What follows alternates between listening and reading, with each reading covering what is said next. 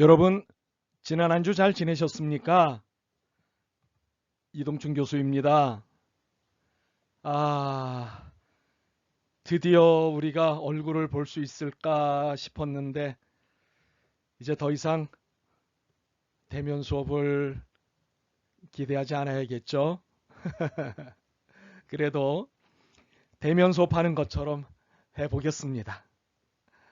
코로나19가 어서 종식되기를 바라는 마음을 가득 담아서 오늘 수업을 시작하겠습니다. 오늘 수업의 주제는 지난주에 이어 한반도 통일을 위한 수고들 탐구 및 평가입니다. 지난주, 오늘, 그리고 다음번, 그 다음번 수업에 이르기까지 4차례에 걸쳐서 한반도 통일을 위한 어떤 수고들이 있었는지, 남한 사회의 수고, 또 북한 사회의 수고, 그리고 남한 교회의 수고, 그리고 북한 교회의 수고를 각각 살펴보면서 이것에 대해서 평가를 하는 작업을 하도록 하겠습니다. 오늘은 북한 사회의 수고에 대해서 살펴보도록 하겠습니다. 혹시 북한이 통일을 위해 무슨 수고를 했냐고 의문을 제기할 분들이 있을 것 같습니다. 그러나 어떤 목적을 두고 그것을 성취하기 위해서 땀 흘린 것을 수고라고 한다면 이런 면에서 북한도 통일을 위해 수고했다고 해야 합니다. 물론 방법론에 대한 평가가 다를 수는 있습니다. 그럼에도 불구하고 수고한 것은 수고한 것입니다. 그래서 북한 사회의 수고에서는 북한의 통일관, 북한이 그동안 통일을 위해서 어떤 철학 또는 어떤 내용을 그동안에 전개해 왔고 그것을 실천하려고 애썼는지를 중심으로 살펴보도록 하겠습니다. 북한은 형식상 인민공화국입니다. 그렇지만 실제로는 세습 독재 국가죠. 김일성, 김정일, 김정은으로 이어진 3대 세습에 의해서 국가가 통치가 되고 있습니다. 모든 것의 기준은 북한의 시작이었던 김일성입니다. 김일성의 교시와 훈시, 이것이 북한의 정치, 경제, 사회, 문화, 종교 등 모든 면의 절대적인 기준이 되어 있습니다. 이는 김일성의 교시와 훈시가 북한의 모든 면의 절대적 기준입니다.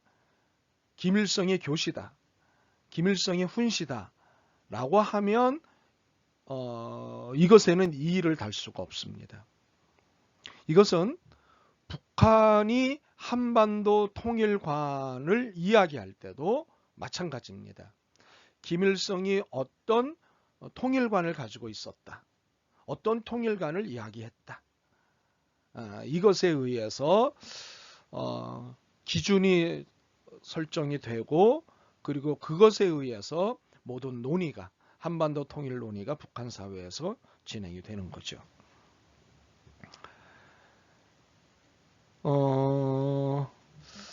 물론 상황에 따른 수정이 있기는 했습니다. 그러나 김일성의 교시와 훈시라고 하는 기본 구조는 변할 수 없습니다.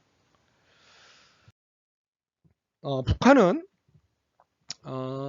조국 통일 3대 헌장이라고 하는 것을 가지고 있습니다. 이것에 통일의 방향과 내용이 오롯이 담겨 있는데요. 조국 통일 3대 헌장이라고 하는 것은 무엇이냐 하면 김일성 시대에 하나의 조선, 완코리아, 이 완코리아 노선을 실천하는 과정에서 창조된 통일의 근본 원칙과 방도 및 설계도입니다. 그러니까는 하나의 조선을 위해서 어떻게 방향을 설정하고 그리고 어떻게 나가야 되느냐라고 하는 근본 원칙과 방도와 설계도라고 보면 됩니다. 이것은 이후에 김정일, 김정은 시대에도 통일 위협 수행에서 변함없이 견제해 나가는 통일의 지도적 지침이 되는 것입니다. 이 통일조국 3대 헌장이라고 하는 것은 통일조국 3대 원칙이라는 것 하나, 조국 통일을 위한 전민족 대단결 10대 강령이라고 하는 것 하나, 그리고 연방제 통일 방안이라고 하는 것 하나, 이렇게 해서 이 3대 헌장에 의해서 김일성이 하나의 조선 노선을 실천하기 위해서 현장화시키고 내용화시켰던 것들을 말하는 것입니다. 이러한 내용의 세 가지 문제를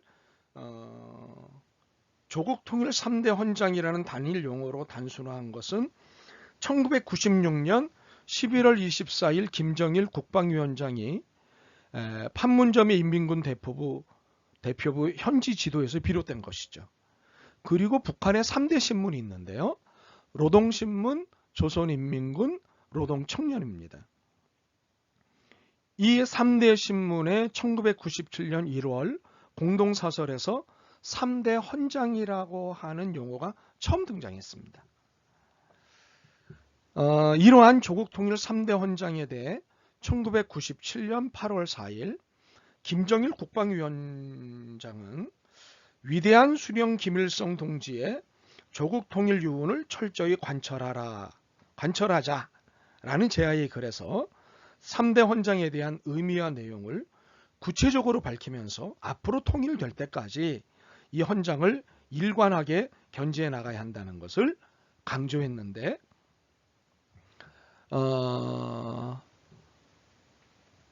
우리가 이 내용을 그대로 한번 보면 이렇습니다. 조국 통일 3대 헌장은 통일을 염원하는 우리 민족 모두가 받들고 나아가야 할 강령적 지침이다. 조국 통일을 위한 투쟁에서 정세의 변화에 따라 구체적인 방법은 달라질 수 있어도 조국 통일의 근본 원칙과 입장에서는 변화가 있을 수 없다. 우리는 앞으로 정세가 어떻게 변하고 환경이 어떻게 달라지든 조국 통일 3대 헌장에 기초하여 조국 통일 위협을 실현하여야 한다. 라고 강조를 했습니다. 그러면서 조국 통일 3대 헌장이라고 하는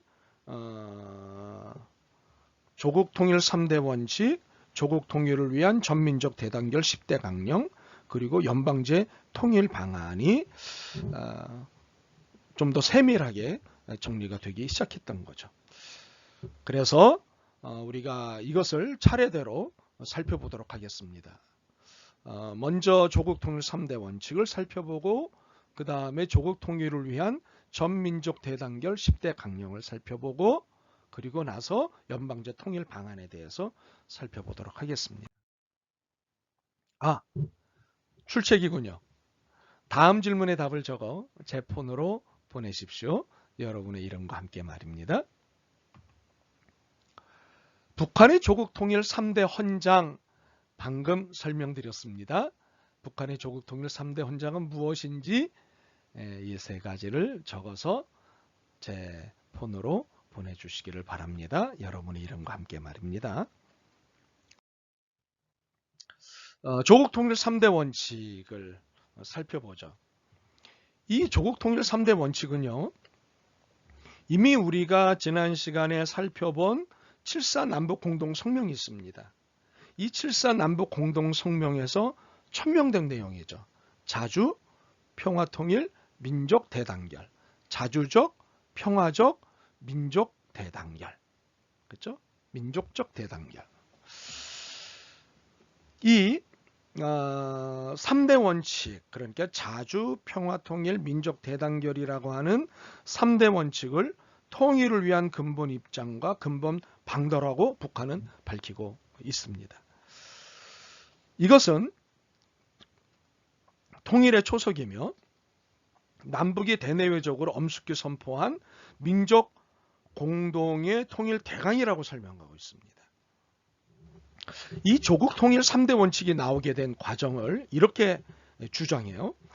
김일성 수상이 71년 8월 남북협상 방침을 제시한 이후 분단 4반세기 만에 처음으로 남북대화의 장을 마련한 데 이어 마침내 72년 7월 4일 자주, 평화통일, 민족 대단결의 3대 원칙을 기본 내용으로 하는 북남 공동성명이 세상에 발표되게 되었다. 이렇게 주장을 하고 있습니다. 북한에 의하면 조국 통일 3대 원칙이 김일성 수상에 의해서 제시가 됐고 그것을 남측 대표가 큰 수정 없이 받아들였다고 주장을 합니다.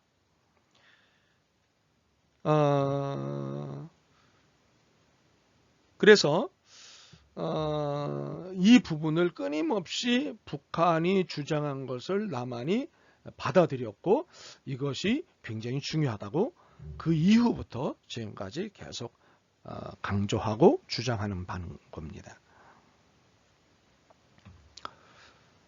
당시 김일성 수상은 통일의 원칙으로 세 가지를 얘기를 했는데요. 첫째, 조국 통일은 외세에 의존하거나 외세의 간섭을 받음이 없이 자주적으로 실현하여야 한다. 이게 자주라고 하는 것을 강조한 거죠. 둘째, 사상과 이념 제도의 차이를 초월하여 민족적 대단결을 도모하여야 한다. 민족적 대단결. 셋째, 조국 통일은 무력 행사에 의거하지 않고 평화적 방법으로 실현하여야 한다. 평화 통일. 이렇게 해야 한다고 이우락 부장에게 밝힌 것으로 되어 있습니다. 이러한 회담이 있은 후에 두 달 후인 7월 4일 평양과 서울에서 동시에 발표됨으로써 7사 공동성명이라는 것이 이제 세상에 나타나게 됐고 지금까지도 우리 안에 굉장히 중요한 성명서로 남아 있는 거죠. 어찌되었건 북한은 계속해서 7사 남북 공동성명에서 합의한 통일의 3대 원칙이 김일성 주석에 의해 마련된 것이라고 주장을 합니다. 네. 그래서 이것을 굉장히 중요하게 여기고 이후에 남북 정상회담에서 합의문이나 성명서나 이런 모든 것을 채택할 때 이 세 개의 원칙, 3대 원칙, 이 3대 원칙을 어떤 표현으로든 꼭 삽입하도록 주장을 하는 거죠. 조국 통일을 위한 전민족 대단결 10대 강령을 좀 살펴보도록 하겠습니다. 이 강령은 1993년 4월 7일에 개최된 최고인민회의 제9기 5차 회의에서 채택을 하였습니다. 이것은 김일성 주석이 직접 작성한 것으로 이 회의의 첫째 의안으로 상정하여 채택을 했다고 합니다. 이것의 전문을 살펴보면 이렇습니다. 서론입니다. 이 부분은. 근 반세기에 걸치는 분단과 대결의 역사를 끝내고 조국을 통일하는 것은 온 민족의 한결같은 요구이며 의지이다. 조국의 자주적 평화 통일을 이룩하기 위하여서는 전 민족이 대단결하여야 한다. 자주적 평화 통일, 전민족 대단결, 그렇죠? 3대 원칙 여기서 벌써 강조가 되고 있죠. 민족의 운명을 우려하는 사람이라면 북에 있건 남에 있건 해외에 있건 공산주의자건 민족주의자건 무산자이건 유산자이건 무신론자이건 유신론자이건 모든 차이를 초월하여 우선 하나의 민족으로 단결하여야 하며 조국 통일의 길을 함께 열어가야 한다. 힘 있는 사람은 힘을 내고 지식 있는 사람은 지식을 내고 돈 있는 사람은 돈을 내요. 모두 다 나라의 통일과 통일된 조국의 융성 번영을 위하여 특색 있는 기여를 함으로써 민족 분열을 끝장내고 통일된 7천만 결의 존엄과 영예를 세계에 떨쳐야 한다. 이렇게 이 강령의 서론을 설명을 하고 그리고는 이제 10대 강령을 이야기합니다. 10대 강령의 타이틀만 말씀을 드리죠. 우선 첫째, 전민족 대단결로 자주적이고 평화적이며 중립적인 통일 국가를 창립하여야 한다. 그러니까 북과 남은 현존하는 두 제도, 두 정부를 그대로 두고 각 당, 각파, 각계각층의 모든 민족 성원들을 대표할 수 있는 범민족 통일 국가를 창립하여야 한다고 제안을 합니다. 범민족 통일 국가는 북과 남의 두 지역 정부가 동등하게 참가하는 연방 국가가 되어야 하며 어느 대국에도 기울지 않는 자주적이고 평화적이며 불록 불가담적인 중립국가로 되어야 한다. 네, 중립 국가론을 제안을 하는 겁니다. 네.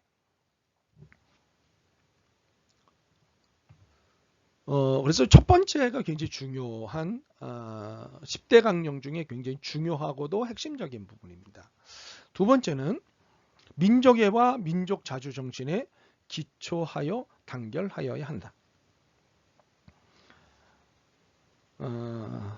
그래서 주체의식을 그러니까 민족의 주체의식을 좀먹는 사대주의와 민족 허무주의를 배격해야 된다고 굉장히 강조를 합니다. 세 번째 강령은 공전, 공영, 공리를 도모하고 조국 통일 위협에 모든 것을 복종시키는 원칙에서 단결하여야 한다라고 합니다. 그러니까는 북과 남은 서로 다른 사상과 이념, 제도의 존재를 인정하고 존중하며 서로 침해하지 말고 함께 진보와 번영을 누려가야 한다라고 주장합니다. 그리고 지역적 계급적 이익에 앞서 전민족의 이익을 도모하여야 하며 모든 노력을 조국 통일 위협을 이룩하는 데 기울여야 한다라고 이야기도 합니다. 네 번째 강령은 동족 사이의 분열과 대결을 조장시키는 일체 정쟁을 중지하고 단결하여야 한다. 네, 동족끼리 적대시하지 말고 민족의 힘을 합쳐 외세의 침략과 간섭에 공동으로 대처해 나가야 한다고 이야기를 하는 겁니다. 다섯 번째는 북침과 남침, 승공과 적화의 위구를 다 같이 가시고 서로 신뢰하고 단합하여야 한다라고 주장합니다.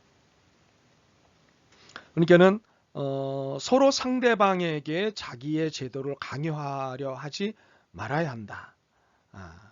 그리고 상대방을 흡수하려고 해서도 안 된다라고 이야기를 합니다. 여섯 번째는 민주주의를 귀중히 여기며 주의 주장이 다르다고 하여 배척하지 말고 조국 통일의 길에서 함께 손잡고 나가야 한다라고 이야기를 합니다. 이게는 친북이다, 친남이다를 시비하지 말고 정치범을 석방 복권시켜 조국 통일 위협에 함께 이바지하게 하여야 한다라고 하는 이야기를 합니다. 일곱 번째는 개인과 단체가 소유한 물질적, 정신적 재물을 보호하여 하며 그것을 민족 대단결을 도모하는 데 이롭게 이용하는 것을 장려하여야 한다. 네. 그리고 여덟 번째는 접촉, 내왕, 대화를 통하여 전민족이 서로 이해하고 신뢰하며 단합하여야 한다고 제안합니다. 아홉 번째는 조국 통일을 위한 길에서 북과 남, 해외의 전 민족이 서로 연대성을 강화하여야 한다라고 제안합니다. 10번째는 민족 대단결과 조국 통일 위협에 공헌한 사람들을 높이 평가하여야 한다. 그러니까는 우리가 앞서 살펴봤던 조국 통일 3대 원칙, 자주, 평화 통일, 민족 대단결이라고 하는 이 3대 원칙을 10대 강령에서는 보다 구체적으로 내용을 정리해서 이야기를 하는 거죠. 그래서 이 10대 강령을 살펴보면 제1항에서 민족 대단결을 지향하는 목표를 자주적이고 평화적이며 중립적인 통일국가 창립이라고 설정을 합니다. 그리고 2항에서는 민족 대단결의 이념적 기초로서 민족애와 민족자주 정신을 강조합니다. 그리고 3항에서는 민족 대단결의 원칙으로서 공정공영 공리라는 점을 지적하고 있죠. 그리고 민족 대단결의 방도로서 제4항은 모든 정치적 논쟁의 중지를 요청하죠. 그리고 5항에서는 북침과 남침, 승공과 적화에 대한 우려를 해소하자. 그리고 6항에서는 민주주의 존중과 달리하는 주의 주장에 대한 배척을 중지하자. 제7항에서는 개인단체의 물질 정신적 재산 보호 및 민족 대단결의 활용 장려하자. 8항에서는 접촉 왕래 대화의 실현을 하자. 9항에서는 남북 해외의 전민족의 연대성을 강화하자. 제10항에서는 민족 대단결과 조국 통일에 공헌하는 사람에 대한 높임 평가를 하자 등으로 되어 있는 거죠. 이 중에 전민족 대단결의 문제는 이미 김일성 주석이 1991년 8월 1일 통일 분야 간부들에게 한 우리 민족의 대단결을 이룩하자라는 제하의 담화에서 강조한 바 있는 겁니다. 이 담화 내용을 보다 구체화시켜 10대 강령으로 채택한 것으로 볼 수가 있습니다. 이때 김일성 주석이 1991년 8월 1일 통일 분야 간부들에게 한 이 담화의 내용의 일부를 보면 이런 내용이에요. 조국을 자주적으로 평화적으로 통일을 하는 문제는 우리 민족의 대단결을 떠나서는 생각할 수 없다. 민족 대단결은 조국의 자주적 평화 통일의 근본 전제이며 또한 그 본질적 내용을 이룬다. 조국 통일 위협을 실현하는 데서 첫째도 둘째도 셋째도 중요한 것은 우리 민족의 대단결을 이룩하는 것이다.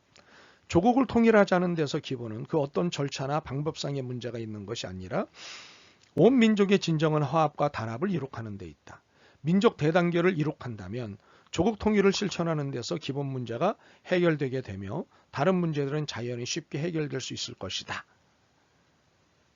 이렇게 함으로 민족 대단결이 조국 통일에서 기본 문제임을 강조했던 것이죠. 하여튼 민족 대단결이라고 하는 것, 전민족 대단결이라고 하는 것, 그것은 굉장히 중요하게 강조를 한 겁니다. 이 민족 대단결 문제와 관련해서 김정일 당시 김정일 총비서는 남북연석회의 50주년 기념 연구 토론회에 보낸 서한에서 이제 다섯 가지를 강조를 합니다. 첫째는 민족 자주의 원칙에 기초해야 한다. 둘째, 애국애족의 기치, 조국 통일의 기치하에 단결해야 된다. 셋째, 남북 간의 관계를 개선해야 한다. 넷째, 외세의 지배와 간섭을 반대하고 외세와 결탁한 민족 반역자들, 반통일 세력을 반대하여 투쟁해야 한다. 다섯째, 남과 북 해외의 온 민족이 서로 내왕하고 접촉하며 대화를 발전시키고 연대 연합을 강화해야 한다. 라고 지적을 하면서 결국 김일성의 조국 통일 유훈을 지켜 조국 통일의 역사적 위협을 실현해야 된다고 그렇게 강조를 합니다. 이번에는 연방제 통일 방안, 고려민주연방공화국 창립 방안, 그러니까는 연방제 통일 방안 또는 고려민주연방공화국 창립 방안에 대해서 우리가 살펴보도록 하죠. 이것은 1980년 10월 10일에 발표한 내용인데요. 다시 한번 설명을 드리겠습니다. 조국 통일 3대 헌장이 뭐죠? 네, 조국 통일 3대 원칙. 7.4 남북 공동성명회에서 발표한 내용 중에 3대 핵심인 자주, 평화, 그리고 민족 대단결이라고 하는 조국 통일 3대 원칙이고요. 둘째 헌장이 전민족 대단결 10대 강령이죠. 그리고 세 번째 헌장이 연방제 통일 방안 또는 고려민주연방공화국 창립 방안입니다. 이것의 전문을 살펴보려고 하는데요. 그러나 지금 제가 강의를 하는 중에는 이 전문을 다 보여드릴 수는 없습니다. 왜냐하면 A4 용지 10포인트로 타이핑을 해서 잠깐만 9페이지가 되거든요. 9페이지가 되는 걸 지금 다 보여드릴 수는 없고 이제 며칠 뒤에 여러분에게 제공하게 될 강의 노트를 통해서 이 전문을 여러분들한테 다 제공하도록 하겠습니다.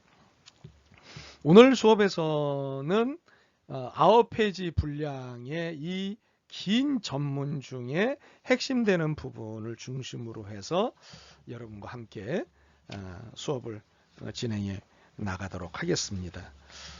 전문이 궁금하시더라도 며칠만 참아 주시죠.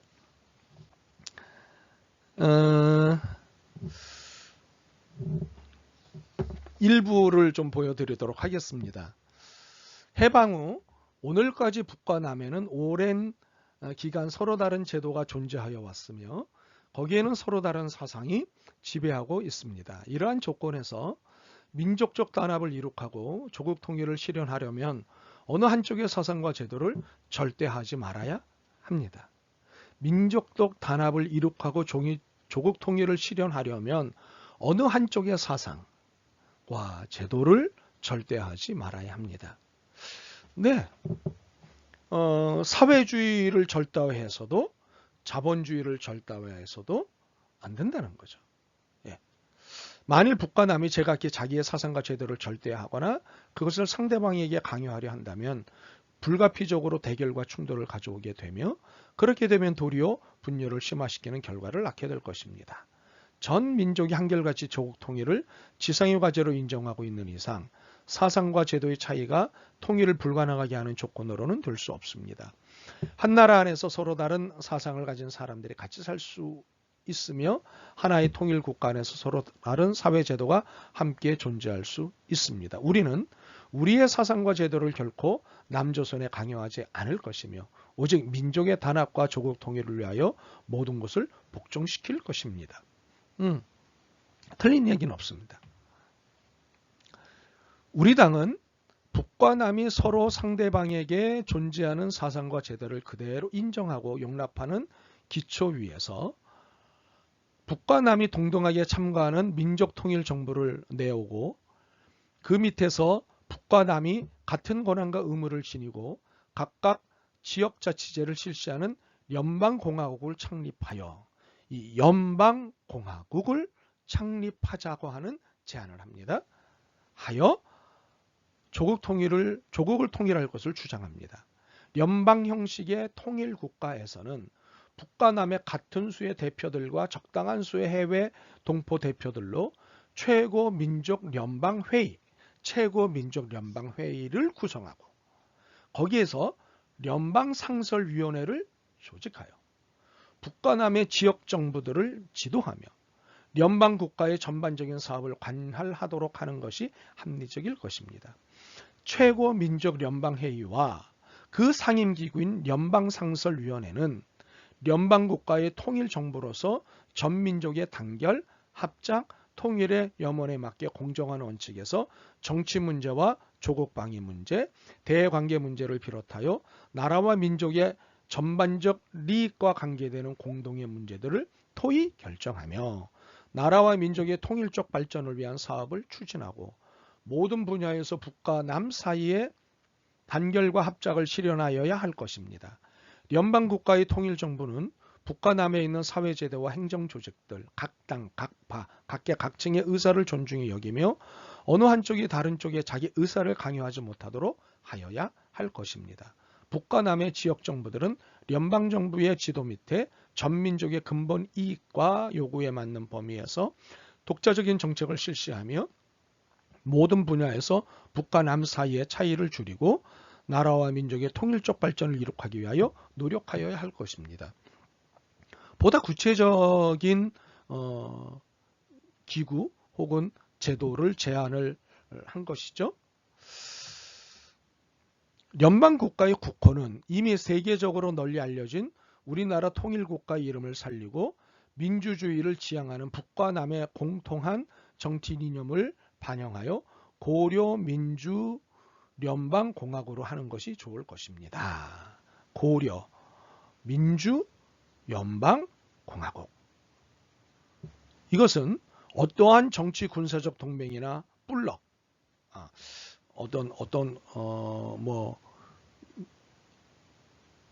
자본주의권, 공산주의권 이런 어떤 블록에 가담하지 않는 중립국가로 되어야 합니다. 중립국가론 이전부터 강조한 것을 보다 구체적으로 지금 제안을 하는 겁니다. 서로 다른 사상과 제도를 가지고 있는 북과 남의 두 지역을 하나의 연방국가로 통일하는 조건에서 고려민주연방공화국이 중립국가로 되는 것은 필연적인 것이며 또 현실적으로 가장 합리적인 것입니다. 고려민주연방공화국은 우리나라의 전 영토와 전 민족을 포괄하는 통일국가로서 전체 조선 인민의 근본 이익과 요구에 맞는 정책을 실시하여야 할 것입니다. 그리고 10가지의 이제 방침을 이제 얘기를 합니다. 그 10가지를 살펴보면 첫째, 고려민주연방공화국은 국가활동의 모든 분야에서 자주성을 확고히 견지하며 자주적인 정책을 실시하여야 합니다. 라고 제안을 합니다. 이게는 민주주의를 실시하며 민족의 대단결. 자주성. 죄송합니다. 두 번째를 먼저 읽으려고 했나요? 자주성과 자주적이라고 하는 것을 강조하죠. 그렇죠? 네. 이게는 어떤 외세에도 의존하지 않는 완전한 자주 독립 국가, 이것을 지향해야 된다. 이게는 어떤 형태의 외세의 간섭과 외세의 의존을 반대해야 된다. 그리고 완전한 자주권을 행사해야 한다. 네. 우리나라 실정에 맞는 것으로 풀어나가야 한다. 자주적으로 풀어나가야 된다. 이걸 강조를 하는 것입니다. 둘째, 고려민주연방공화국은 나라의 전 지역과 사회의 모든 분야에 걸쳐 민주주의를 실시하며 민족의 대단결을 도모하여야 합니다. 이제 민주주의라고 하는 표현을 쓸 때, 그렇게 민주주의를 실천해야 된다라고 하는 말을 북한에서 쓸 때 많은 의문점이 들죠. 네, 이 부분에 대한 평가는 우리가 나중에도 하기로 하고요. 어찌되었건 민주주의를 실시하며 민족의 대단계를 도모해야 된다라고 하는 것을 강조합니다. 이게는 북과 남 어느 한쪽의 제도나 당파나 이익에 치우치지 않고 민족의 대단계를 도모해야 된다라고 하는 주장을 하는 거죠. 셋째는 고려민주연방공화국은 북과 남 사이의 경제적 합작과 교류를 실시하여 민족 경제의 자립적 발전을 보장하여야 합니다. 라고 주장하고 제안을 하는 거죠. 그러니까는 어떤 독점적이고 자기 이익적인 태도를 취하는 것이 아니라 합작과 교류를 통해서 민족 경제의 부흥을 일으켜야 한다는 것이고, 그리고 자립적 발전이라고 하는 것을 굉장히 강조를 합니다. 그리고 넷째는 고려민주연방공화국은 과학, 문화, 교육 분야에서 북과 남 사이의 교류와 협조를 실현하며 나라의 과학기술과 민족문화예술, 민족교육을 통일적으로 발전시켜야 합니다. 라고 강조합니다. 네. 그리고 다섯 번째는 고려민주연방공화국은 북과 남 사이에 끊어졌던 교통과 최신을 연결하며 전국적 범위에서 교통 최신 수단의 자유로운 이용을 보장하여야 합니다. 여섯째, 고려민주연방공화국은 노동자, 농민을 비롯한 근로대중과 전체 인민들의 생활 안정을 도모하며 그들의 복리를 계통적으로 증진시켜야 합니다. 그러면서 이제 근로대중은 국가 사회의 주인이며 모든 물질적 부의 창조자다라고 하는 것을 강조합니다. 그래서 근로자들에게 안정된 생활을 보장하여 주며 그들의 복리를 끊임없이 높이는 것은 인민을 위하여 복무하는 민주주의 국가의 활동에서 가장 중요한 원칙이 되어야 하며, 또한 그렇게 하는 것은 통일정부가 마땅히 이행하여야 할 민족적 의무이기도 하다고 강조를 합니다. 일곱째, 고려민주연방공화국은 북과 남 사이의 군사적 대치 상태를 해소하고 민족연합군을 조직하며 외래 침략으로부터 민족을 보호하여야 합니다. 라고 이야기합니다. 그러면서 쌍방의 군대를 각각 10만에서 15만 명으로 줄여야 한다고 제안을 합니다. 그리고 군사분계선도 없애고 또 그 군사분계선 일대의 모든 군사시설도 제거하고, 그리고 북과 남에 있는 민간 군사 조직들을 해산하고 민간 군사 훈련을 금지하여야 한다고 제안을 합니다. 그래서 북한의 조선인민군하고 남쪽의 국군을 통합해서 민족연합군을 창설하자 또는 조직하자라고 제안을 합니다. 자, 여덟째, 고려민주연방공화국은 해외에 있는 모든 조선 동포들의 민족적 권리와 이익을 옹호하고 보호하여야 합니다.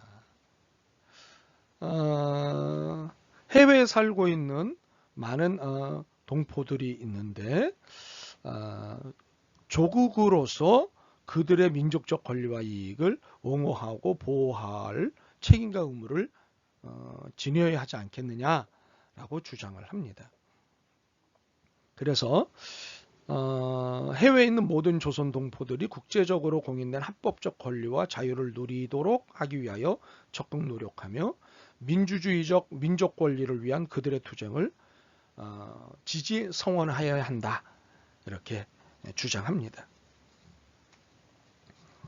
그리고 조국으로 자유롭게 왕래하고 돌아올 수 있도록 또 권리를 보장해 주어야 한다라고 주장을 하죠.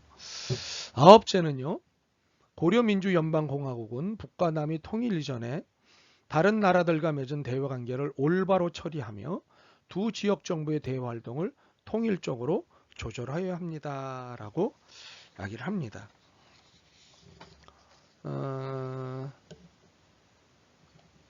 그리고 10번째는 고려민주연방공화국은 전민족을 대표하는 통일국가로서 세계 모든 나라들과 우호관계를 발전시키며 평화애호적인 대외 정책을 실시하여야 한다라고 이야기를 합니다.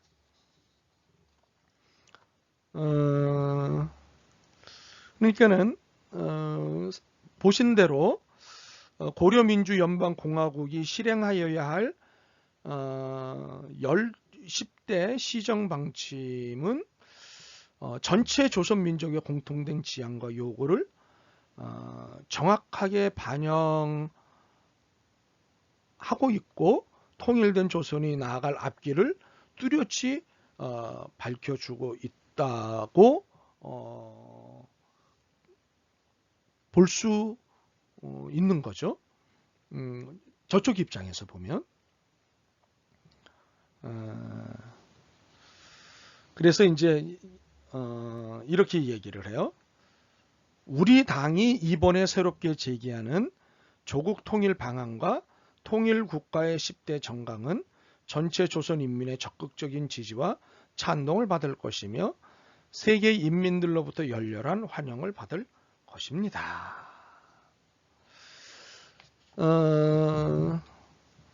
북한의 염원이죠. 네, 이제 북한의 입장에서 제안을 한 거니까요. 자, 그러면 이 긴 내용 A4 용지로 10포인트로 타이핑을 했을 때 자그만치 9페이지가 되는 이 긴 내용의 핵심을 좀 정리해 볼까요? 핵심은 이렇게 볼 수가 있어요. 우리 당은 북과 남이 서로 상대방에 존재하는 사상과 제도를 그대로 인정하고 용납하는 기초 위에서 북과 남이 동등하게 참가하는 민족통일 정부를 내오고 그 밑에서 남과 북과 남이 같은 권한과 의무를 지니고 각각 지역 자치제를 실시하는 연방공화국을 창립하여 조국을 통일할 것을 주장한다. 연방 형식의 통일 국가에서는 북과 남이 같은 수의 대표들과 적당한 수의 해외 동포 대표들로 최고민족 연방회의를 구성하고 거기에서 연방상설위원회를 조직하여 북과 남의 지역 정부들을 지도하며 연방국가의 전반적인 사업을 관할하도록 하는 것이 합리적일 것이다. 이렇게 핵심을 볼 수가 있겠죠. 이 내용은 훗날 연방국가의 통일정부인 연방회의와 상설위원회의 의장과 위원장을 공동의장, 공동위원장으로 하며 윤번제로 운용하는 것을 제안했습니다.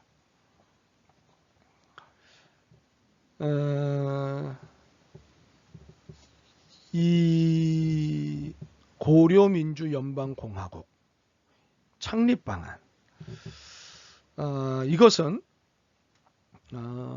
1991년 신년사 해마다 초에 북한에서는 신년사라고 하는 것을 발표하는데 이 신년사를 통해서 한 해의 북한의 운영 방향과 운영 내용을 선포하는 거죠.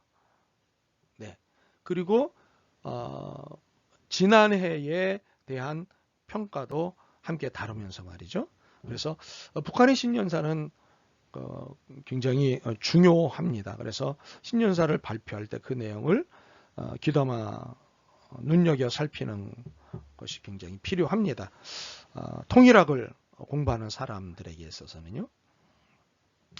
그래서 이 고려민주연방공화국 창립방안은 1991년 신년사를 통해서 이런 정리를 합니다. 고려민주연방공화국 창립방안에 대한 민족적 합의를 보다 쉽게 이루기 위하여 잠정적으로는 연방중앙정부의 지역자치정부에 더 많은 권한을 부여하며 장차로는 중앙정부의 기능을 더욱더 높여가는 방향에서 연방제 통일을 점차적으로 완성하는 문제도 협의할 용의가 있다는 신축적인 새로운 방식을 제안합니다. 이러한 신축적 연방제 통일 방안이 당시 김정일 비서의 구상인 것으로 북한에서는 설명하고 있습니다. 이렇게 조금씩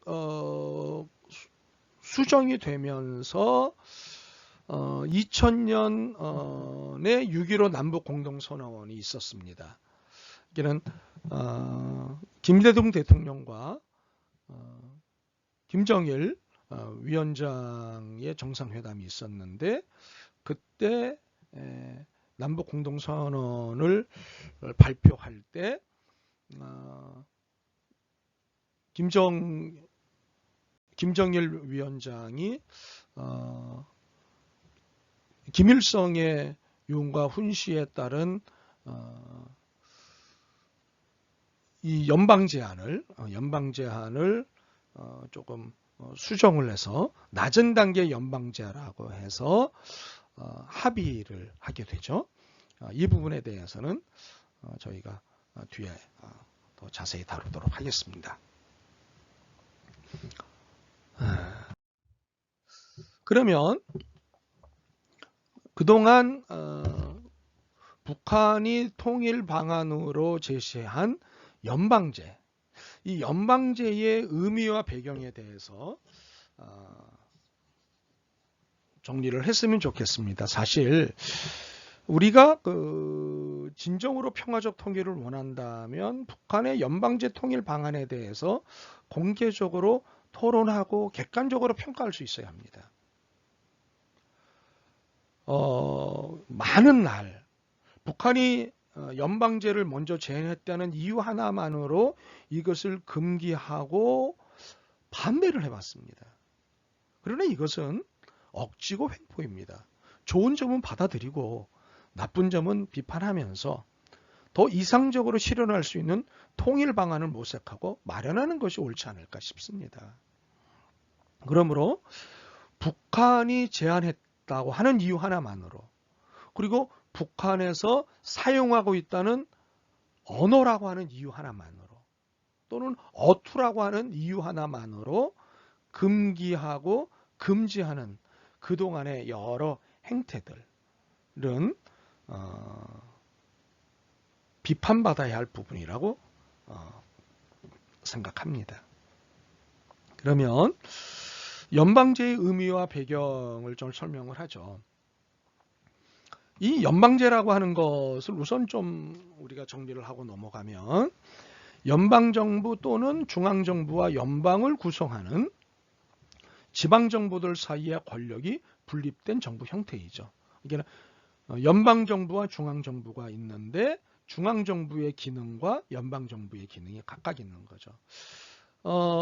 지금 우리나라도 남한도 지방자치제라고 하는 것을 통해서 이 낮은 수준의 연방제가 진행이 되고 있죠. 중앙정부가 있고 지방정부가 있죠. 그러나 우리는 중앙정부가 좀 더 강력하죠. 네. 어쨌든 이 연방제를 채택하고 있는 나라가 미국, 러시아, 독일, 캐나다, 스위스, 오스트리아, 호주, 멕시코, 아르헨티나, 말레이시아 등 20여 개국에서 연방제를 채택하고 있죠. 물론 저마다 배경과 성격이 조금씩 다르기는 합니다. 그러나 지구상에 연방제를 채택하고 있는 나라가 약 20여 개국에 이른다고 하는 것. 네.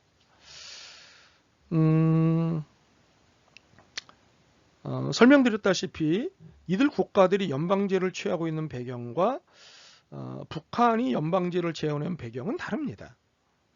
예를 들어 미국은 1976년 독립을 전후에 동부 13개주가 각각 독립성을 지니고 우호와 친선관계를 유지하는 국가연합의 형태를 취하다 영국과의 전쟁을 거치면서 독립된 주들이 하나의 국가로 뭉칠 필요성을 느끼고 1789년부터 연방 형태로 발전하였습니다. 이에 반해 북한은 남한과 사상 및 체계가 달라 하나의 국가로 합치기 어렵기 때문에 남북이 안으로는 각각 체제가 다른 지방정부를 유지하면서 밖으로는 군사권과 외교권을 합쳐 하나의 연방국가로 만들자고 제안해 왔습니다. 미국은 똑같은 이념과 체제를 지닌 주들이 대내적으로 각각 독립성을 유지하면서 대외적으로는 하나의 강력한 국가 체제를 이루기 위해 연방제를 택했다면, 북한은 서로 다른 이념과 체제를 가진 남북 정부가 일시에 완전한 통일을 이룰 수 없기에 연방제를 취하자는 것입니다. 이해가 되시죠? 그러니까 북한이 제안해온 연방제 통일 방안의 배경은 중국이 대만에 제안해온 일국양제 통일 방안의 배경과 비슷합니다. 일국양제라고 하는 말은요, 일개 국가 양종 제도를 줄인 말인데요. 하나의 국가 안에 서로 다른 두 제도가 존재한다 라고 하는 뜻입니다. 사회주의 중국은 1997년 영국으로부터 홍콩을, 그리고 1999년 포르투갈로부터 마카오를 환수해서 이들 지역에 고도의 자치권을 부여하고 자본주의 체제를 보장해 주고 있습니다. 나아가 대만에 대해서도 자본주의 체제를 유지하도록 자치권을 부여하겠다며 통일을 이루자고 제안해 왔습니다. 여기서 북한의 연방제와 중국의 일국양제는 사회주의와 자본주의 체제를 당장 하나로 합치기 어렵기 때문에 당분간 두 체제를 공존시키자는 배경과 내용이 같습니다. 그러나 북한의 연방제는 남쪽 자본주의 지방정부와 북쪽 사회주의 지방정부가 동등한 지위로 수평적 관계를 이루지만 중국의 일국양제에서는 본토의 중앙정부에 대만, 홍콩, 마카오 등의 지방정부가 종속되는 수직적 관계를 형성하는 게 다르다는 거죠.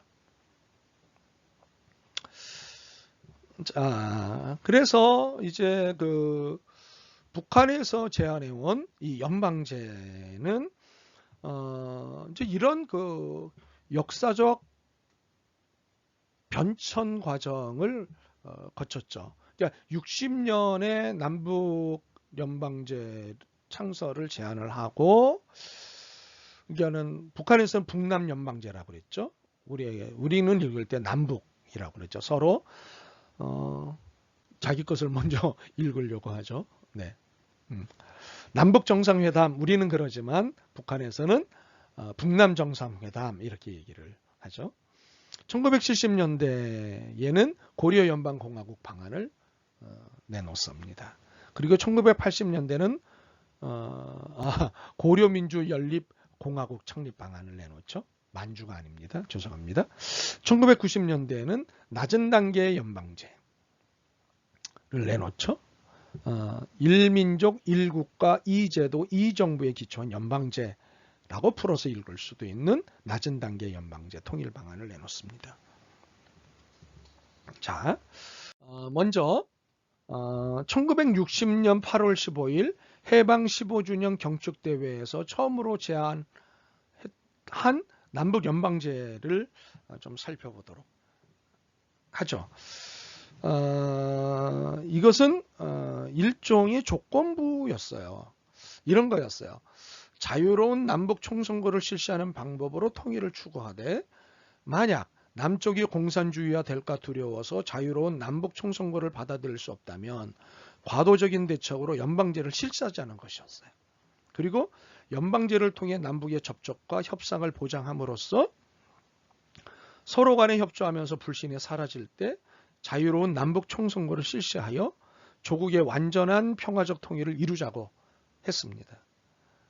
그러니까는 이것에 김일성이 1960년 8월 15일 해방 15주년 경축대회에서 일부를 그대로 옮겨 보도록 하겠습니다. 우리 조국의 평화적 통일은 반드시 자주적으로 어떠한 외국의 간섭도 없이 민주주의적 기초 위에서 자유로운 남북 총선거를 실시하는 방법으로 해결되어야 합니다. 자주적, 민족적, 그렇죠? 민주주의적, 예, 그동안 우리가 여러 차례 들었던 내용이죠. 남조선의 위정자들은 또한 자유로운 남북 총선거는 용공으로 되며 적화 위협이 있기 때문에 받아들일 수 없다고 합니다. 어떠한 외국의 간섭도 없이 민주주의적 기초 위에서 자유로운 남북 총선거를 실시하는 것이 평화적 조국 통일의 가장 합리적이고 현실적인 길이라는 것은 논박할 여지가 없습니다. 만일 그래도 남조선 당국이 남조선이 공산주의화될까 두려워서 아직도 자유로운 남북 총선거를 받아들일 수 없다고 하면 먼저 민족적으로 긴급하게 나서는 문제부터 해결하기 위하여 과도적인 대책이라도 세워야 할 것입니다. 네. 그리고 우리는 이러한 대책으로서 남북조선의 연방제를 실시할 것을 제의합니다. 그러니까 60년의 연방제를 계속해서 강조를 하는 거죠. 45년 해방과 동시에 분단이 된 이후 60년이면 15년이 지나지 않았습니까? 이게 15년 지금은 이제 분단 75년인데요. 이 15년 때에 뭐 어찌되었건 남북의 통일 논의를 깊숙이 하고 했으면 좀 더 쉽지 않았을까. 이게 세월이 길어질수록 어렵거든요. 이런 아쉬움들을 늘 갖게 됩니다. 네. 연방제를 받아들이든 아니든. 네. 계속해서 읽어볼게요. 우리가 말하는 연방제는 당분간 남북조선의 현재 정치제도를 그대로 두고 조선민주주의 인민공화국 정부와 대한민국 정부의 독자적인 활동을 보존하면서 동시에 두 정부의 대표들로 구성되는 최고민족위원회를 조직하여 주로 남북조선의 경제문화 발전을 통일적으로 조절하는 방법으로 실시하자는 것입니다. 이러한 연방제 실시는 남북 접촉과 협상을 보장함으로써 호상이해와 우리는 상호이해라고 읽죠. 협조를 가능하게 할 것이며 호상 간에 상호 간의 불신임도 없애게 될 것입니다. 그렇게 되었을 때 자유로운 남북 총선거를 실시한다면 조국의 완전한 평화적 통일을 실현할 수 있으리라고 우리는 인정합니다.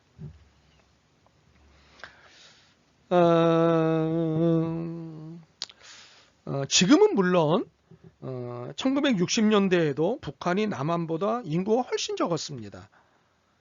그런데도 김일성이 이렇게 당당하게 자유로운 남북 총선거를 거듭해서 강조했던 배경이나 이유가 무엇일까 사실은 궁금합니다.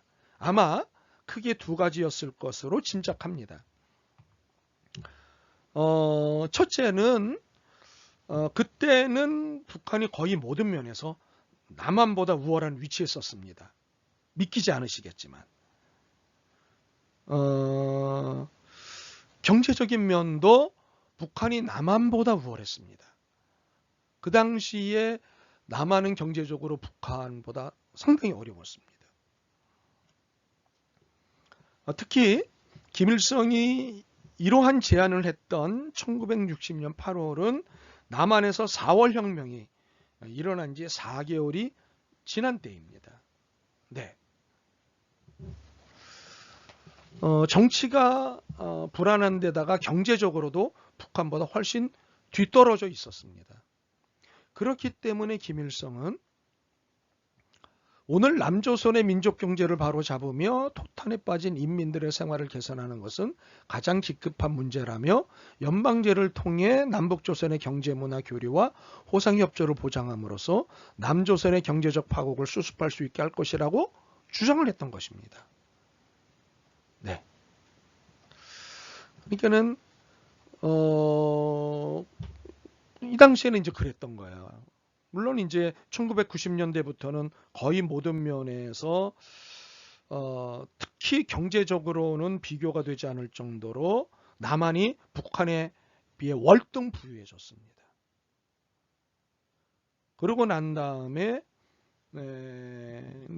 남한이 오히려 북한에 대해서 이와 비슷한 말을 하게 되었습니다만 1960년대에는 북한이 남한에게 이와 같이 적극적이고 공세적으로 교류를 주장할 만큼 체제에 대한 우월감과 자신감을 갖고 있었던 것이죠.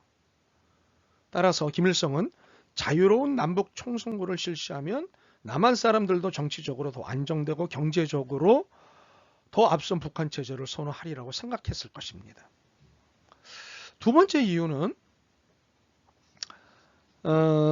지금까지 남한에서 흔히 평가해온 대로 무력에 의한 적과 통일을 위해 일종의 기만 전술 또는 음흉한 술책으로 자유로운 남북 총선거를 제안했을 수도 있습니다.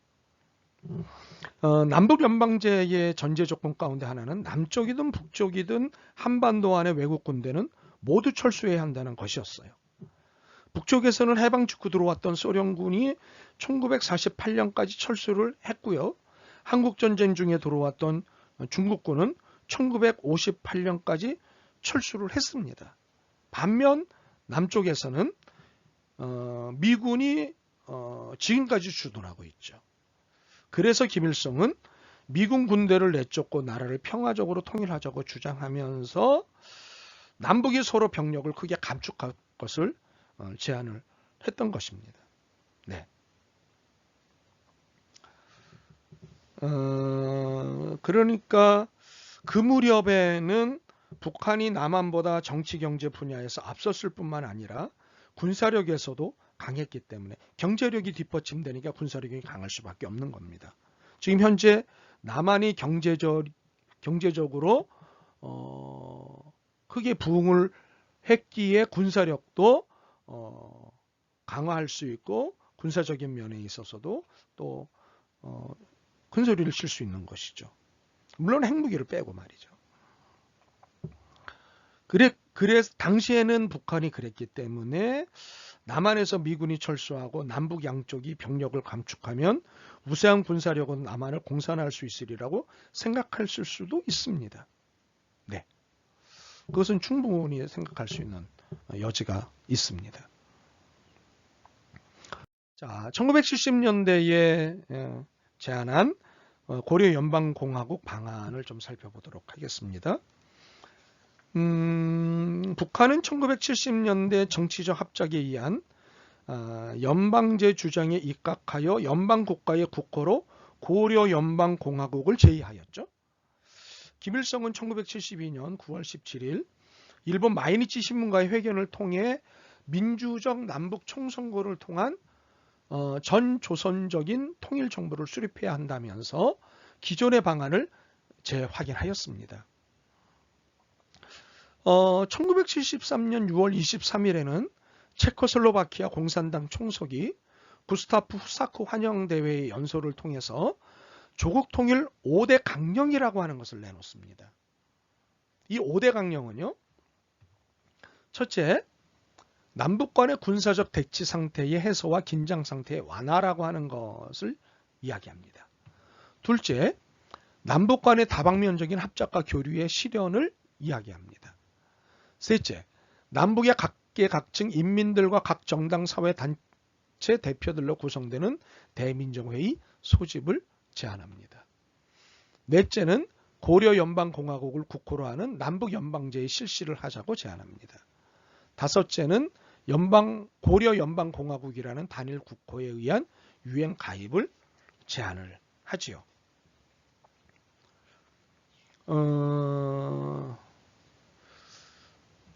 그 다음에 이제 1980년대에 나온 고려민주연방공화국 창립 방안이죠. 1980년 10월 10일 노동당 제6차 대회에서 이야기한 내용입니다. 여기서 그동안에 계속해서 주장했던 자주적, 평화적, 민족적 대단결의 원칙을 강조하면서 이제 연방제 방안을 좀 더 구체화, 실천화시키는 그런 제안을 했던 것입니다. 살펴보면 고려 연방제는 남북의 상호 체제를 그대로 두고 1대1로 통합하는 방식을 말하는 겁니다. 1980년대 들어 남한 경제는 급격히 성장을 하고 경제력을 바탕으로 군사력과 외교력도 빠르게 신장되었습니다. 이게는 1960년대 상황하고는 반대가 된 거예요. 반대로 북한은 체제의 위기가 눈에 띄게 심화되기 시작을 했습니다.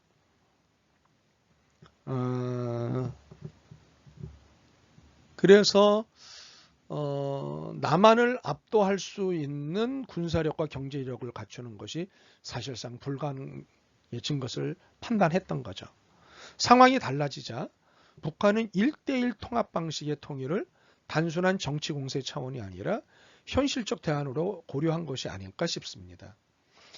인구 면에서도 그렇고 경제력 면에서도 그렇고 열세에 놓인 북한의 입장에서는 사회주의 체제를 보존하면서 정치적 기득권을 최대한 보장받을 수 있는 방법을 선택하지 않을 수 없었던 것으로 보여집니다. 물론 남한에 대한 정치 공세를 그렇다고 해서 멈춘 것은 아니었습니다. 북한은 통일을 실현하기 위한 전제 조건이라는 명분으로 남한 사회의 변혁을 여전히 강요를 했습니다. 북한은 자주적 평화 통일을 위한 선결 조건으로 남한에서의 군사 파쇼 통치 청산과 민주화 실현을 내세우면서 네 가지를 요구를 했습니다. 첫째는 반공법, 국가보안법 등 파쇼 악법의 폐지 및 포갑통치기구의 제고를 요구합니다. 네, 우리에게는 아직도 국가보안법이 있습니다. 국보법. 그래서 북한을 찬양하거나 북한을 이롭게 하는 행동은 국가보안법에 의해서 간첩죄가 되고 국가 전복죄에 이제 적용이 됩니다. 나중에 국가보안법에 대한 문제를 저희가 더 거론할 시간이 있을 것입니다. 지난번에도 한번 이야기를 드렸죠. 두 번째는 모든 정당 사회단체들의 합법화 및 모든 정당 사회단체 개별 인사들의 자유로운 정치 활동을 보장하라 라고 요구를 합니다. 그러니까 이 당시에 남한은 민주화 운동이 한껏 불고 있었죠. 그동안의 긴 세월의 군사 정권 하에 표면적으로만 민주주의가 있었던 남한 사회의 민주화 운동이 거세게 불었죠. 네. 이것에 이제 이야기를 하는 것입니다. 세 번째는 민주인사, 애국인사들의 석방을 요구를 했습니다. 이때 민주화 운동에 참여했던 많은 인사들이 감옥에 갇혔고 그리고 조국의 통일을 이야기하는 인사들 또한 많은 수가 구속이 됐죠. 구속을 피해서 해외에 도피하거나 국내에 도피하던 분들도 많이 있었습니다. 믿기지 않으시겠지만. 네 번째는 군사 파쇼 정권의 민주 정권으로의 교체를 요구를 했죠. 네. 또 긴장 상태의 완화 및 전쟁 위험의 제거라는 명분으로 정전협정을 평화협정으로 바꾸기 위한 미국과의 협상을 제안을 했습니다. 그리고 두 번째는 주한미군의 조속한 철수를 주장하죠. 세 번째는 조선의 내정에 대한 미국의 불간섭 및 두 개의 조선 조작 책동의 추구 중지 등을 요구를 했습니다. 그는 아까 말씀을 드렸다시피 하나의 조선을 추구하는 북한의 입장에서 두 개의 조선은 안 된다라고 하는 명분하에 미국이 두 개의 조선을 조작하고 책동한다고 보고 미국의 불간섭을 주장을 하고 중지할 것을 요구를 했던 거죠. 이 모든 것은 결국 남한의 근본적 변혁을 전제로 통일을 하겠다고 하는 의도로 읽힐 수 있습니다. 네. 아까도 보셨다시피 그리고 지금도 다시 기억하시다시피 고려민주연방공화국 창립 방안은 상당히 구체적이고 체계적으로 다듬어진 통일 방안이라고 볼 수 있고 그 내용도 사실은 바람직하고 현실적인 측면이 많습니다. 그러나 이것을 실현하기 위한 전제 조건이 문제입니다. 남한이 받아들이기 어렵기 때문입니다. 남한이 받아들이기 어려운 것은 크게 두 가지인데요. 하나는 남한에서 국가보안법을 철폐하여 민주화를 이루어야 한다는 것이고 다른 하나는 주한미군을 철수하여 한반도에서 긴장 완화를 해야 한다는 것이었습니다. 지금은 이제 80년대 상황하고 많이 달라진 부분이 있어서 이야기할 부분이 있는데요. 그 당시에는 그랬던 거죠. 네. 김일성이 이것을 발표했던 1980년은 남한에서 광주 민중항쟁이 무참하게 진압되고 폭압적인 전두환 군사 독재 정권이 들어서면서 민주화가 절실한 때였거든요. 네. 5.18이 지난 지 며칠 안 됐지만 그랬습니다.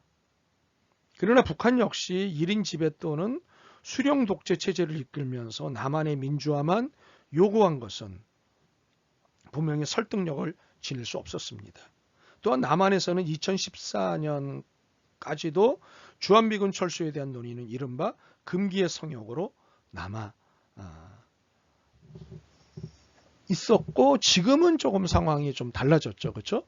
예전에는 주한미군 철수를 외치면 빨갱이, 매국노 뭐 이렇게 이야기가 되고, 주한미군 철수는 일종의 금기시되는 말 중에 하나였는데, 최근 트럼프 대통령의 주한미군 주둔 비용 협상 과정에서 보여준 여러 가지 태도들, 그리고 그동안의 사드 배치와 함께 보여준 여러 가지 포각한 태도들을 통해서 남한 민주시민들의 의식과 태도가 많이 달라졌습니다. 미국을 바라보는 태도가.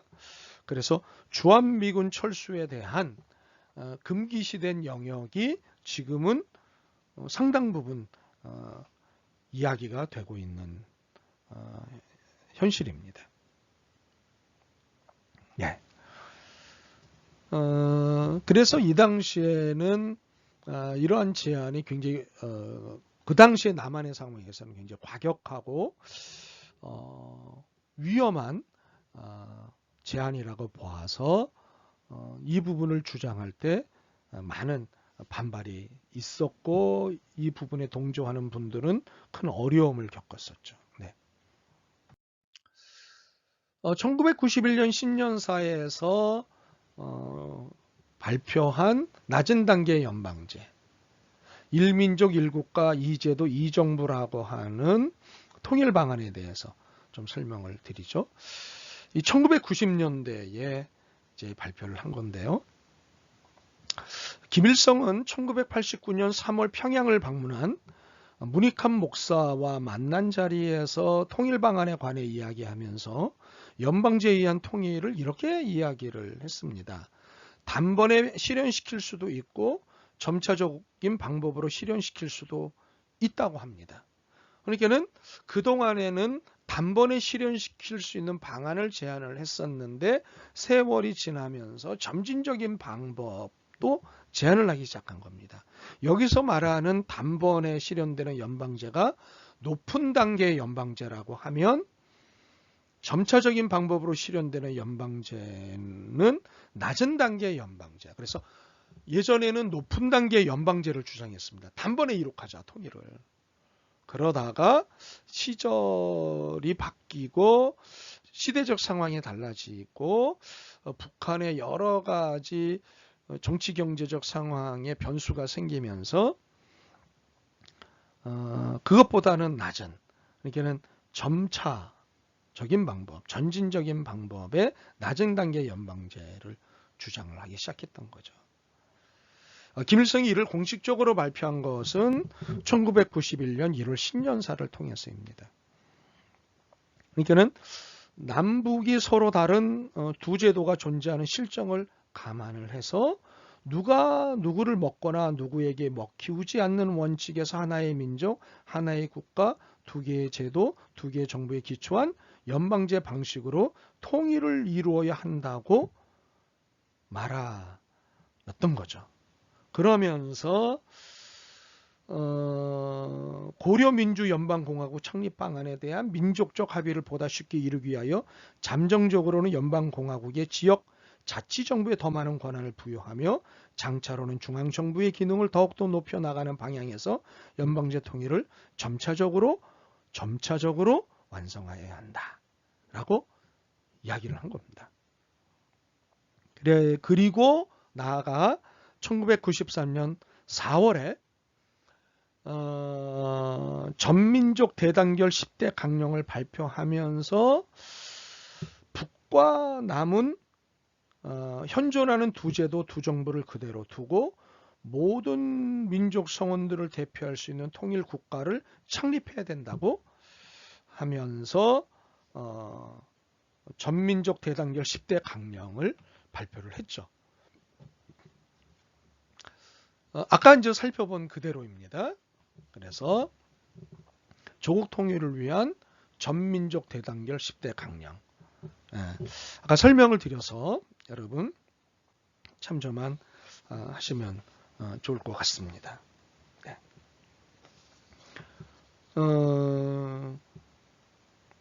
그래서 이제 1민족 1국가 2제도 2정부라고 하는 그런 방향을 설정을 하는 거죠. 결국 우리가 지금까지 쭉 살펴본 것은 북한에서 이야기하는 조국 통일 3대 헌장이었지 않습니까? 조국 통일 3대 헌장은 조국 통일 3대 원칙, 그리고 조국 통일을 위한 전민족 대단결 10대 강령, 그리고 연방제 통일 방안이죠. 네.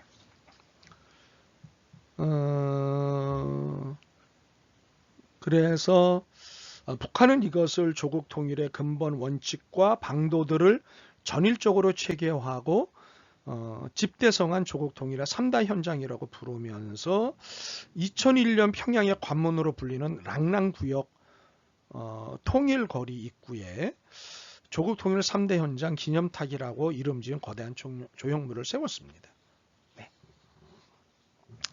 자, 그렇다면 두 번째 출첵을 하겠습니다. 질문을 드리겠습니다. 답을 적어서 제 폰으로 보내주십시오. 고려 연방공화국 창립 방안은 북한이 몇 년도에 제안을 한 방안입니까?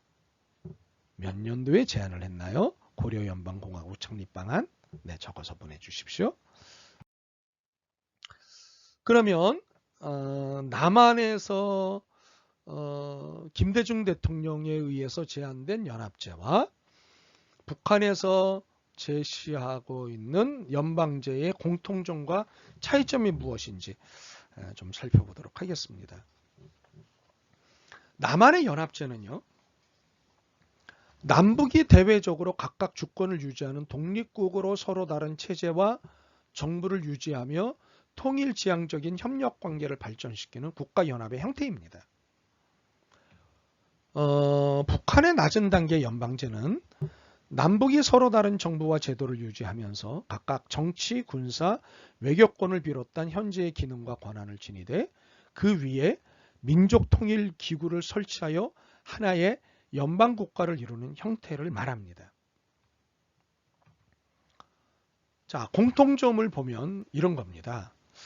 남북이 서로 다른 이념과 체제를 지향하고 유지해 왔기 때문에 급격하게 통일하는 것은 바람직하지도 않을 뿐만 아니라 가능성도 높지 않다고 생각하여 잠정적으로 각각의 이념과 체제 그리고 제도와 정부를 유지하자는 것이죠. 네, 굉장히 현실성 있는 제안인 거죠. 첫째, 두 방안 모두 통일의 최종 형태가 아니라 과도기적 형태라고 하는 거죠. 일단 이 제안 하에 함께 만나서 끊임없이 대화를 하고 가장 좋은 것이 무엇인지를 찾아가자는 거죠. 그러니까 과도기적 형태의 제안인 거죠. 둘째는 두 방안 모두 이 체제, 이 정부를 유지하면서 두 정부 사이에 협력 체제의 필요성을 인정한다는 것입니다. 셋째, 이러한 중간 단계에서 정치, 군사, 경제, 사회 등 각 분야별 대화와 교류 협력을 통해 통일의 기반을 넓혀간다는 것입니다. 하나하나 따지고 들어가면 정리할 것이 너무너무 많습니다. 그래서 하루아침에 단박에 이루어질 수 있는 것이 아닙니다. 하나의 체제, 하나의 정부 절대 바로 갈 수 없습니다. 75년, 그러니까 60년대에 제안한 대로 함께 이야기를 그때부터 했으면 15년, 분단 15년뿐이 안 됐으니까 차이가 많지 않았다고요. 그러나 지금은 75년 동안 너무나 많은 차이를 생산해낸 상태예요. 그래서 대화해야 할 것들이, 정리해야 될 것이 너무너무 많습니다. 뭐 헌법부터 시작해서요. 예. 얼마나 헌법과 함께 얼마나 많은 밑에 하위법들이 구체화되어 있습니까? 그런 것들. 물론 북한은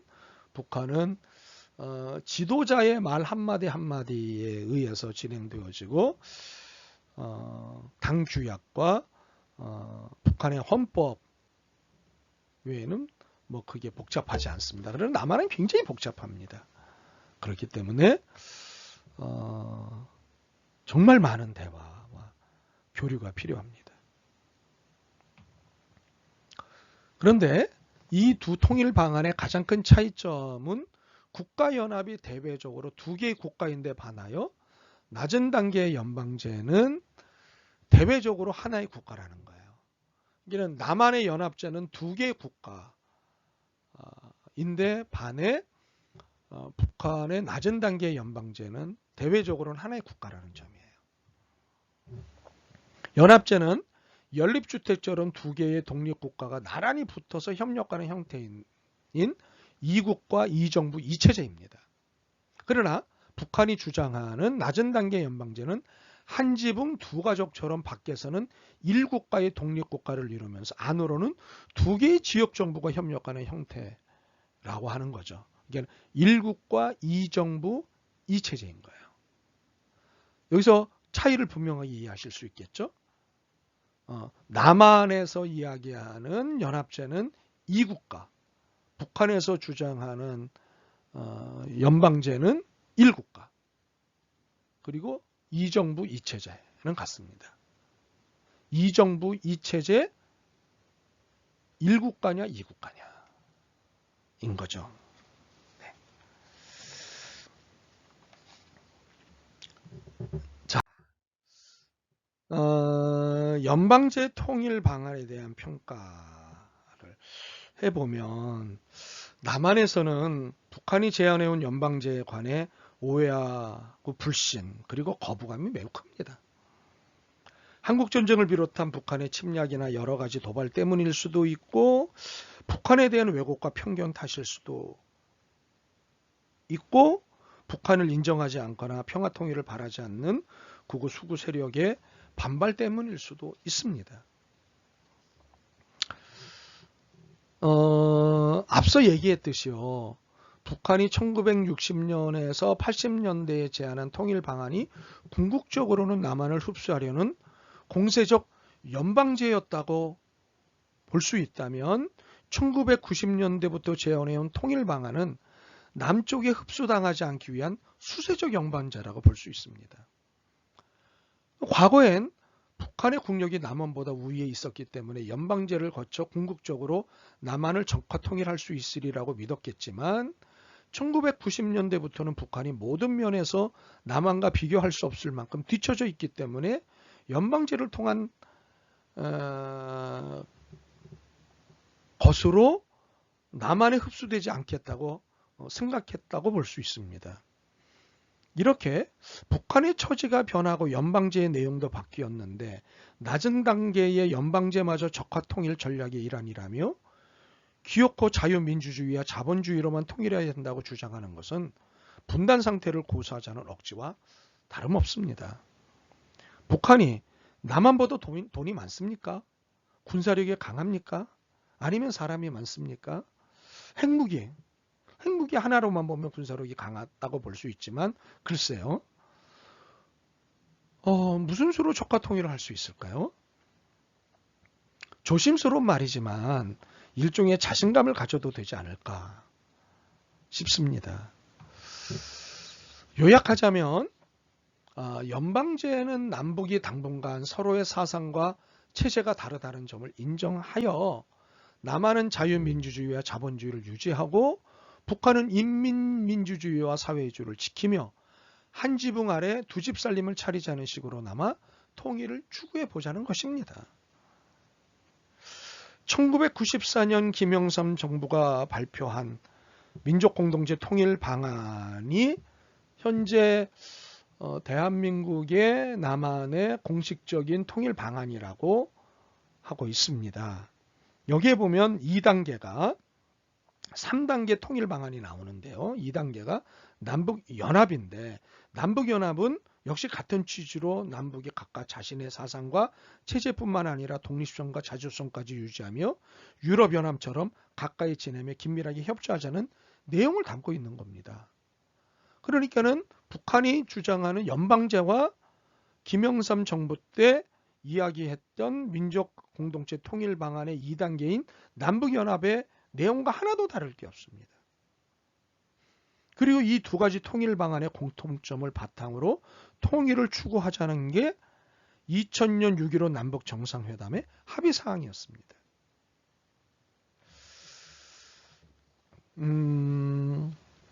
그러나 이렇게 건설적이고 바람직한 정상 간의 합의마저도 지키지 못하겠다고 하는 사람들이 있습니다. 이러한 태도는 평화통일을 거부한다는 뜻이나 마찬가지가 아닐까 싶습니다. 남한 당국이 통일과 관련한 정부 부처나 기구 또는 무슨 회의 등을 아무리 많이 조직하고 강화한들 남북 정상 간에 합의한 내용들을 따르지 않는다면 협상을 통한 평화통일이 가능할까요?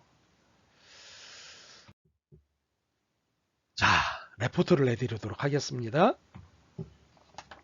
레포트는 남한의 연합제와 북한의 낮은 단계의 연방제의 공통점과 차이점을 정리하시는 겁니다. 여러분의 생각도 담으셔야 됩니다. 여러분은 어떻게 생각하시는지 A4 1페이지에 5월 22일까지 다음에 이메일 주소로 보내주시기를 바랍니다. 오늘도 우리 참 많은 이야기를 나누었습니다. 정말 긴 강의 들으시느라고 수고 많으셨습니다. 고맙습니다. 안녕.